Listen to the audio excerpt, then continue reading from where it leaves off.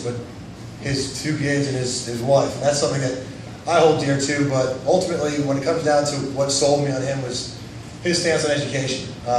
For me, coming from Massachusetts, we have some of the best public schools in the country. And I think that one thing in Georgia, which a state that I think has everything I've fallen in love with and I now call a second home, is lacking, is that kind of strong, centralized support system for public schools.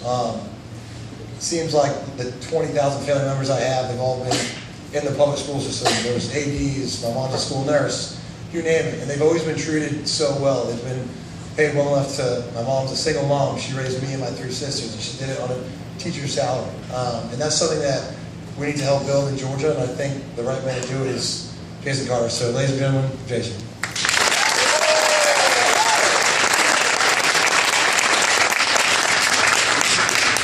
So I came to Athens and they said, who should introduce you? I said, just making sure it's somebody that's going to make me look good.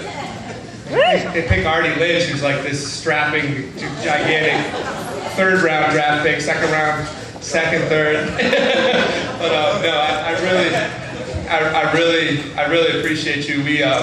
We had a good time getting to know each other, and in addition to being an all-SEC tight end, he's a really good education policy advisor. And so I think that maybe that makes you a 1st-round pick. I don't know what you're looking for.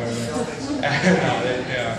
But no, I'm really excited to be out in Athens again. I was just going to say a couple things, and first thing I want to say is I think we should give a giant round of applause to the Little Country Giants.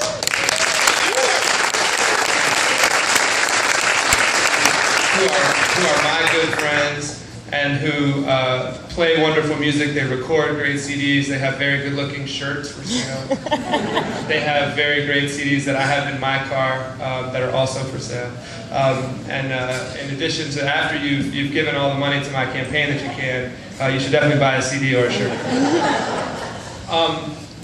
We've had a remarkable time. Many of you, or at least some of you, were with us at Hendershot's in Athens several months ago. And since that time, this campaign and this governor's race has really taken off. And it's taken off in ways that I think we expected, but we didn't expect this early. And so it is an exciting moment for me, and I hope for our state right now. One of the things that as Mr. Lynch mentioned, one of the reasons that I'm running is because my children are 7 and 5. My wife is a public school teacher, and I have seen over the last several years what has essentially been the worst contraction of public education in the history of our state. That's where we are right now. That's this current governor's record on education. It's unbelievable that we can watch this happen. And I'll tell you, just to give you a few numbers. With respect to that issue, we have 9,000 fewer teachers than we did 5 years ago. We have 2/3 of our school districts have cut instructional days. We have more kids. They're going to school. Some places, Stewart County, Georgia, other places are going to school 150 days a year instead of 180. That's 30 days. That's 6 weeks less school. In Japan, they're going 220. In other places, they're going 230, 240. So we are moving in almost exactly the wrong direction. It's begun at higher education. I know that some of my great friends from the Young Democrats at UGA and other places, from the law school and from recent grads, what we've done to public higher education in this state and to access to education in this state is unbelievable. The changes to the HOPE programs in 1 year. Because of changes to the HOPE programs, we lost 45,000 technical college students. 45,000 in 1 year, between 2010 and 2011. That's a disaster. It's not just for those families. It's an economic disaster for everyone waiting to happen. And we're starting to reap what we sow. And the problem with that is not just that it hurts those families. As I said, just 2 weeks ago, some of the biggest employers in our state, Home Depot, NCR was a great economic development victory. Folks that came to this state and have 4,000 employees, they announced to the governor's economic development folks, we're not and cannot expand our programs in Georgia because we can't find people to do the jobs. That is a massive problem for us. And Home Depot said they had 165 software development jobs that had been unfilled for 6 months. We're just not matching up with what we need as people to get prosperous people with what the market needs in terms of jobs. And yet we're still claiming that we're doing well in generating business. But what that really means, our state is quickly becoming, the economic development policies in our state are becoming a low-wage state. Our goal is to have other states outsource their jobs here because the labor is cheaper. That's not the future that any of us want to see for our state. I'll tell you one other thing I read in the paper 2 weeks ago. The governor went and cut the ribbon on a economic development project in Johns Creek. There's a couple of folks from Johns Creek here. And the quip from the company spokesperson was talking about how nice it was to look around the neighborhood. And he said, it's funny though, you don't normally see such low-wage jobs in such a nice neighborhood. And I thought, oh, that's not what we want. That's not the future that I see. I don't want my kids who are 7 and 5 to have to move away to get a good job. My family moved here in 1760. Those kids that are 7 and 5 are 10th generation Georgians. And I want them to be able to grow up in this state and to have it be the kind of state that has prosperous people, that has an education system that we invest in and make sure is turning out the kind of folks that are going to go on to have good jobs. I don't want us to be 50th in high school graduation or 50th in maternal mortality or have 27% of our children living in poverty. That's the 40th worst rate in the country. So, and by the way, sometimes people like to blame the president for a lot of things. He's the president of all those other states too. Right? Mm-hmm. And so you have to find ways to solve problems. And one of the things, in order to get to the future that I see and that you see and that we all want for our state, we cannot continue down the path that we're on. Even if you think it's paved with good intentions. I'll say 2 more things, and then I think this is a small enough group, and I'll take a couple questions if that's all right. My time in the legislature has been interesting and great in a host of ways. First thing you should know is that your state legislature is not like Washington. Thank God. And you have a group of people down there who are trying to do the right thing for the most part. Every once in a while there are certain issues where all that goes out the window, but that's 10% of the time. You've got folks down there that you can work with that are trying to get to the right answer, but they are just hamstrung by their coalition that is governing our state. There's so many extremists that have real positions of power that exert a giant amount of influence over our state government that we can't get done the things that matter. We can't fix transportation. We can't fix education. We're not prioritizing the things that we should be prioritizing. We're getting less healthy. We're getting less well off economically. We're moving in the wrong direction. But it really can be changed. And the thing that's amazing about the state of Georgia is what a good governor can do. And a good governor has the ability to make real change. I know for a fact that I can work with the Republicans in the legislature. In fact, I think it's 2/3 Republican in the state Senate. I think, and I've said this before, I truly believe if you gave a truly secret ballot to the Georgia legislature, to the Republican Party, or to the Republicans in the state Senate, I'd still get elected governor. Because they're sick and tired of working through their coalition and they don't have the ability to control it. If you had a balanced government with a Democratic governor and a Republican legislature, we could get rid of all the crazy stuff and just work on the things that matter to people. Because they can still pass those laws and go home to their primaries and run. I can just veto them and we can move on.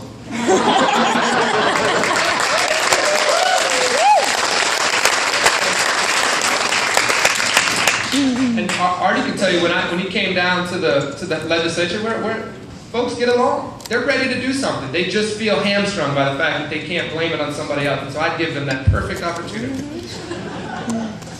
The other thing that a good governor can do is on issues like the environment, and I see some of my good friends here in the environmental community, issues like the environment, a good governor makes a giant difference. because we haven't updated our environmental regulations in decades in this state. And it's because folks aren't looking for answers on the environment. But if you are, we could reduce the burden on business, we could update and modernize those programs, we could actually match them up with the needs, we could be sure that we're dealing with things like sea level rise and other things that require a little bit of forethought that we're not getting right now. And all it takes is a good governor. And you can make giant impact on things like the environment that we care about. The other thing that we can do for our future on many other levels, healthcare, for example. Today we send away $9 million every single day. Every single day, your federal tax dollars, 9 million of them, go to other states rather than coming here to make people healthier, improving our economy, creating jobs, and making sure that our rural hospitals don't close. And that's purely because of politics. Pure politics. They say, we don't want that money. Well, we actually, just so you know, you're actually paying for it twice. Once in your taxes, $9 million a day, and once again when folks show up in the emergency room, when folks show up in hospitals, and it becomes a hole in the hospital's budget that they fill with private insurance, etc.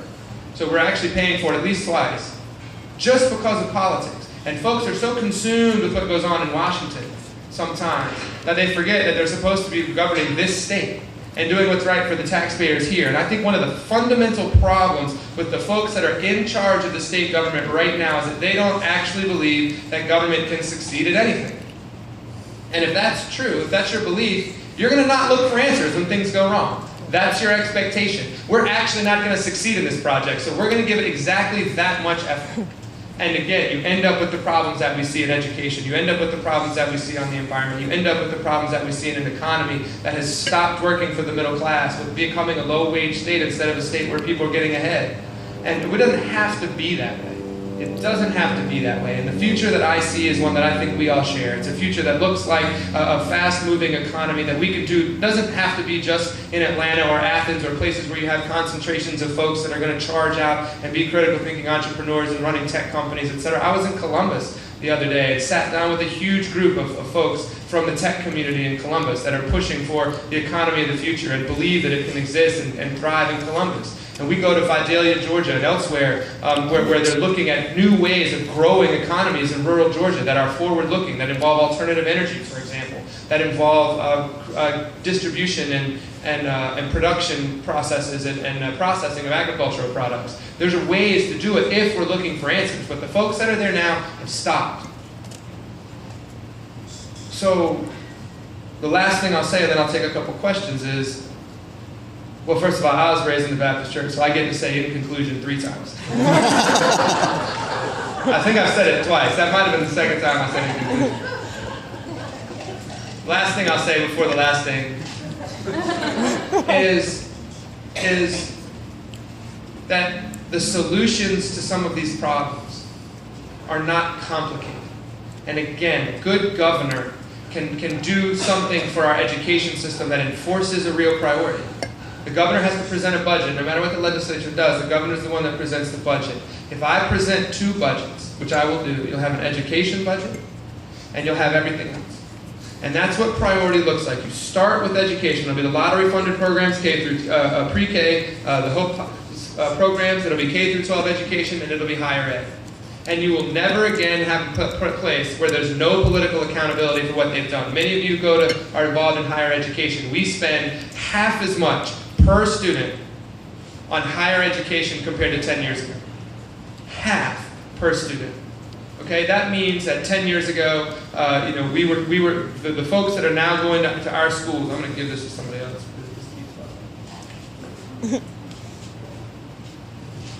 It's not my wife. If it was, I would have answered the phone.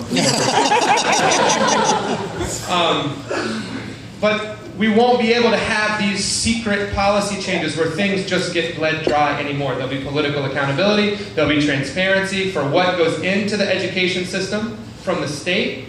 It won't allow folks to pass the buck anymore, and it'll allow us to say, we're going to support public education in this state in this way. This is our seed corn, this is our investment in the future, and this is how we expect out of that process. And it will enforce political accountability and transparency at the state level, period. And again, that's just with a good governor. Here's the last thing. We're very close to getting a good governor. And you travel around the state, you look at the polls, You look at what's happening in different places. Again, I was in Vidalia, Georgia, before I even decided to run. And I had 150 white Republicans come to talk to a Democratic state senator from Atlanta about their education system because they see it getting bled dry.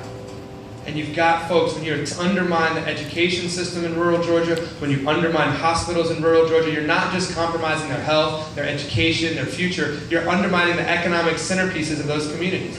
Folks are ready. We have people in Republican enclaves in East Cobb and in North Fulton and in Cherokee County that are flocking to the campaign because they care about the future and they see that we're not on the path that we need to be.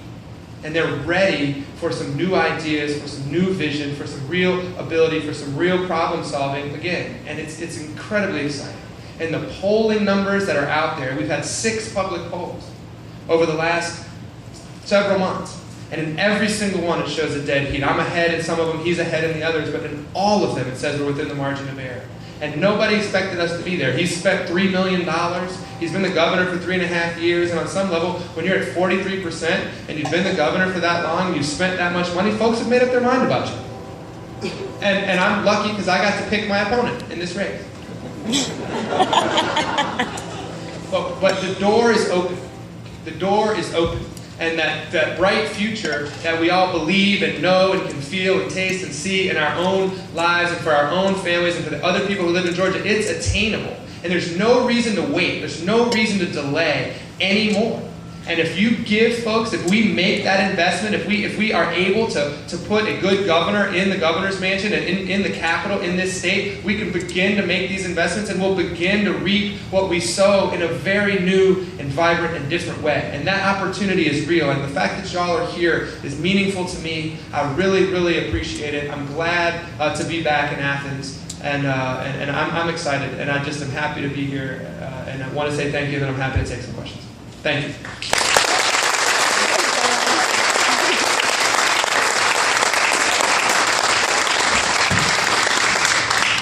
Dan. Senator Carter, January 2015, what's the first thing you're going to do when you're elected? What's the first thing I'm going to do when I'm elected? I'll tell you, there's a lot of folks that get appointed on the first day. And if you go back and you look at Governor Neal's very first day, and some of the first things that he did, one of the things that he did, and I don't know if this was on his first day, but it was very, very close in there, as he fired the 2 climatologists that the state had employed. Tewksbury. Right? Another thing is they started appointing just friends to a host of these positions. And again, if you don't think the government's going to work, it doesn't matter who you put in charge of these agencies, right? But if you want to find answers, if you want to find solutions, you want to have, for example, an economic development arm of the state that has a top flight, incredibly well credentialed, 8th biggest state in the country, giant economy, bigger than many, many countries. You want to have a real professional hotshot running the state economic development operation. You want to have somebody with expertise running the environmental protection division. You want to do those things. And those sets of appointments are literally one of the first things that you do when you sit down and get inaugurated as the governor. When you take the oath, you go back and you sign a set of appointments. And so that list, those people that we will be putting in charge of these organizations that make such an impact on people's lives, that drive the economy, that drive, frankly, a good business environment, that do all of these things and make differences for people, will be people who know and understand and who are looking for problems and looking for answers and have the real expertise that I think we need to have for those positions. So you will see a new government very, very quickly. And on the first day, it will include a group of people like that.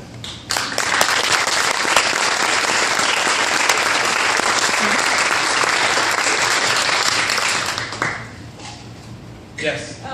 Teachers in Georgia haven't had a raise in probably, 8-10 years. Long time, yeah. And would you consider giving us a raise? Sure.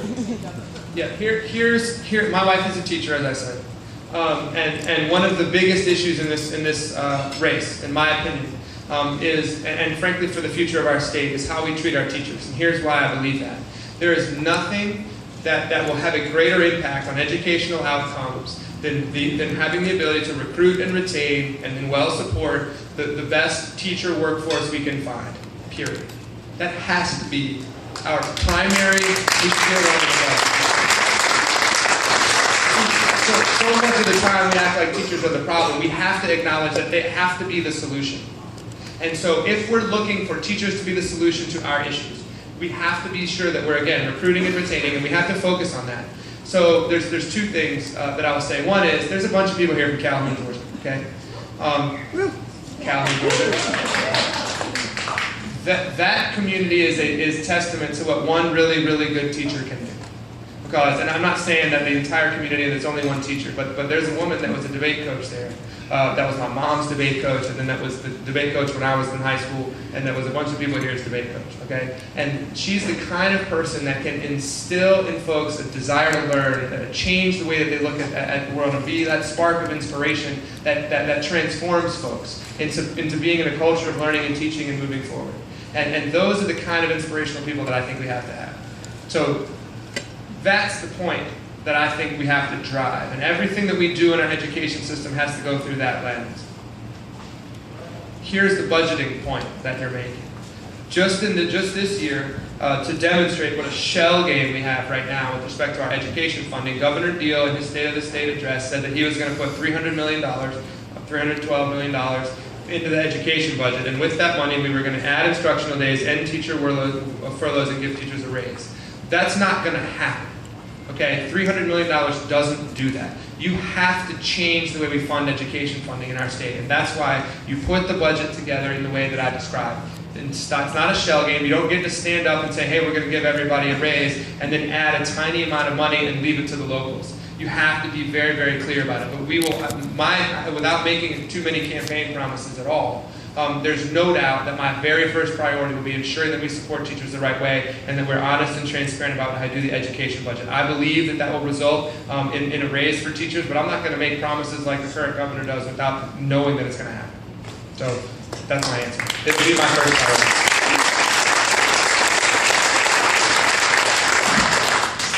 I'll take one more if there is one.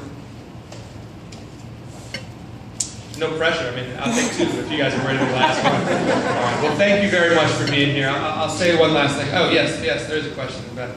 I hear people quarrel about the fact that you voted for the gun for every bill. She said that she heard people ask about why and how I voted for the guns everywhere bill. Here's where I am on this issue.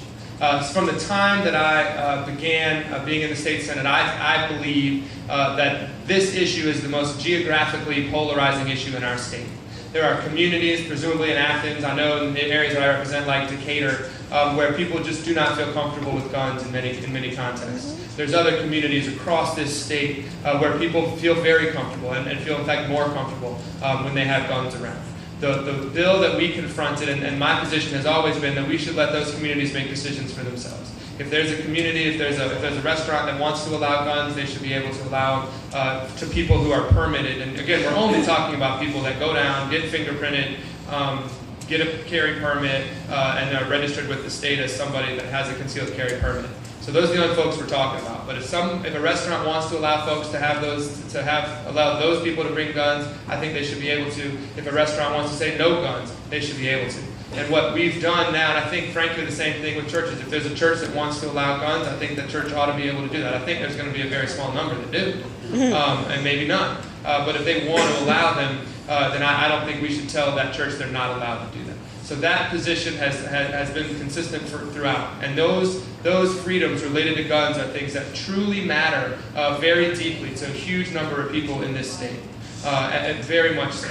And so my goal in all of these processes, and again, I said I've worked very closely and carefully with the Republican leadership in the Senate at different times. I've also worked across the aisle on a host of other issues. And with respect to that particular bill, I spent a huge amount of time working with the NRA and other gun lobbyists, and working with the Republican leadership in the House and the Senate to try to make sure that we could have something that we could live with. And when they were going to, when the bill first came out, it was going to have guns on college campuses. I think that's a bridge too far. I think that is not the type of decision that I think is a valid one. And so I worked really hard to get that out. I also worked really hard to make sure that churches, as I described, have a legitimate choice. Right now, guns are, even under the new bill, you can't bring a gun into a church unless the church invites it. So those two changes were the things I heard about the most from my constituents, and we worked very, very hard to get them out. At the end of the day, there's some things in the bill that I disagree with, there's no doubt about it. But when we were negotiating and working hard on it, I felt like at that time, given how much work I'd done, I wanted to stay at the table. And I think that today, given my position in the past of respecting those freedoms and respecting communities' choices on the issue of guns, that it was the right thing for me to do at the time. At this point, I think that I am as well positioned as anyone in the state to help elevate the discussion that we have about guns. There's a few issues that in our state where I mentioned 90% of the time folks are really good and work together. If you walk into the Georgia legislature and you say the word tax or you say the word gun, it completely destroys the public discourse. And so I think that I have the ability right now today to really help work with all sides on that issue to get to a place where people in Georgia and all places feel safe and good about it. But I did do that. I heard about it. My wife disagrees with my decision on that vote. And so guns are also polarizing in my own house. But it's something that a lot of people feel strongly about. I've heard it before, and that's where I am on the issue. But thank you very much. And the last thing I'll say is this. Thank you for the questions very much. I am incredibly optimistic about our state. We have everything that we need to be a successful, vibrant economy, to be a state where everybody can look and say, hey, I've seen the future, it's in Georgia, it's another place to go. We can be on the move again. You guys can all be part of that. This community is an example of what it can look like. Where I live in Atlanta, where Columbus, elsewhere throughout rural Georgia, throughout the state, there's opportunities out there. And that's why it's frustrating to be in the situation that we're in. We don't have to be in this situation. We have the ability to change it. I think we have the ability to change it starting this year. I really appreciate y'all's help. It's going to be a lot of fun. Thank you very much.